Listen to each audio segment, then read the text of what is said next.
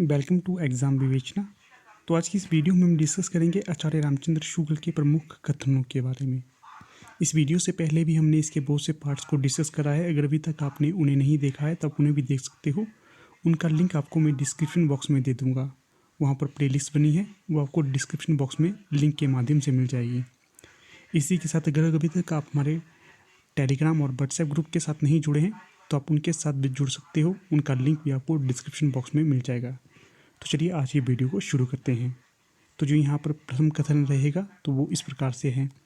हिंदी के कवियों का एक वृत्त संग्रह शिवसिंह सेंगर ने सन 1833 में प्रस्तुत किया था।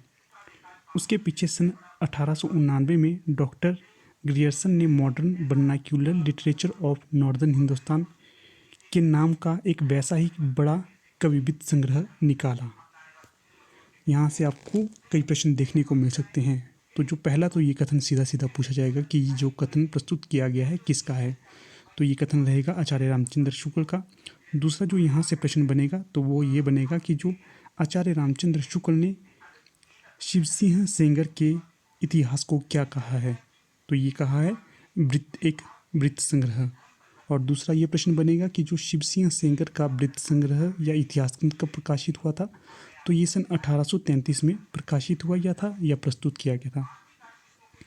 उसके पश्चात जो प्रश्न यहाँ से सीधा सीधा बन सकता है तो वो इस प्रकार से होगा, the modern vernacular literature of northern Hindustan नामक इतिहास ग्रंथ किसका है। तो ये होगा डॉक्टर ग्रियर्सन का। और जो दूसरा प्रश्न ये बन सकता है कि इसका प्रकाशन वर्ष कब का है। तो ये है 1899 का। अगर जो तीसरा प्रश्न इस प्रकार से बनेगा, जो modern vernacular literature of northern Hindustan है इसके लेखक कौन है। तो ये होंगे डॉक्टर ग्रियर्सन। और जो तीसरा प्रश्न बनेगा यहाँ से तो वो इस प्रकार से होगा कि जो आचार्य रामचंद्र शुक्ल ने modern vernacular literature of northern Hindustan को क्या कहा है। तो इसे कहा है एक बड़ा कविवृत्त संग्रह। जो शिवसिंह सेंगर का शिवसिंह सरोज था इसे कहा था एक वृत्त संग्रह। और जो modern vernacular literature of northern Hindustan है इसे एक बड़ा कविवृत्त संग्रह कहा है। याद रखिएगा, बहुत ही अच्छा और महत्वपूर्ण प्रश्न है। अगला जो कथन है ये है, सारे रचनाकाल को केवल आदि मध्य पूर्व उत्तर इत्यादि खंडों में आंख मूंद कर बांट देना, यह भी ना देखना कि खंड के भीतर क्या आता है क्या नहीं, किसी वृत्त संग्रह को इतिहास नहीं बना सकता। तो ये कथन किसका है। तो ये कथन भी आचार्य रामचंद्र शुक्ल का है। कथन है, सारे रचनाकार को केवल आदि मध्य पूर्व उत्तर इत्यादि खंडों में आंख मूंद कर बांट देना, यह भी ना देखना कि खंड के भीतर क्या आता है क्या नहीं, किसी वृत्त संग्रह को इतिहास नहीं बना सकता।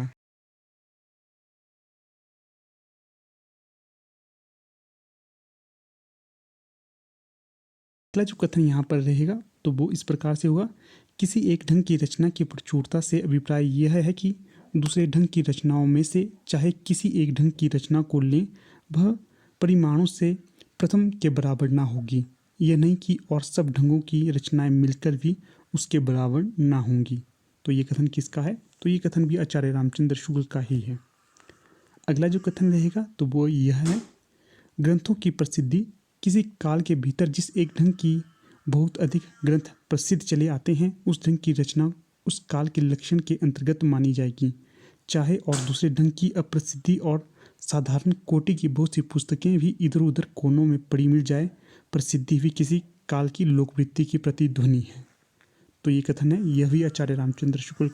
अगला जो कथन है ये कुछ इस प्रकार से है, अपभ्रंश की पुस्तकों में कई तो जैनों के धर्म तत्व निरूपण संबंधी जो साहित्य की कोटि में नहीं आती, जिनका उल्लेख केवल ये दिखाने के लिए किया गया है कि अपभ्रंश भाषा का व्यवहार कब से हो रहा है। तो ये कथन भी आचार्य रामचंद्र शुक्ल का है। तो सबसे पहले तो आपको ये याद रखना है कि जो आचार्य रामचंद्र शुक्ल थे इन्होंने जैनों और सिद्धों की रचनाओं को साहित्य की कोटि में नहीं माना है। अगर कभी आपको ये प्रश्न दिख जाए कि या तथ्य दिख जाए कि जो जैनों और सिद्धों के साहित्य को साहित्य की कोटि में किसने नहीं माना है, तो यह आचार्य रामचंद्र शुक्ल ने नहीं माना है। और दूसरा ये प्रश्न बन सकता है कि जो जैन और सिद्ध थे किस भाषा में व्यवहार करते थे। तो ये करते थे अपभ्रंश भाषा में व्यवहार। तो ठीक है दोस्तों, यहाँ पर अपने वीडियो को समाप्त कर लेते हैं। जल्द ही हम आपके समक्ष इसके बाकी पार्ट्स भी लेकर आएंगे। तब तक के लिए धन्यवाद।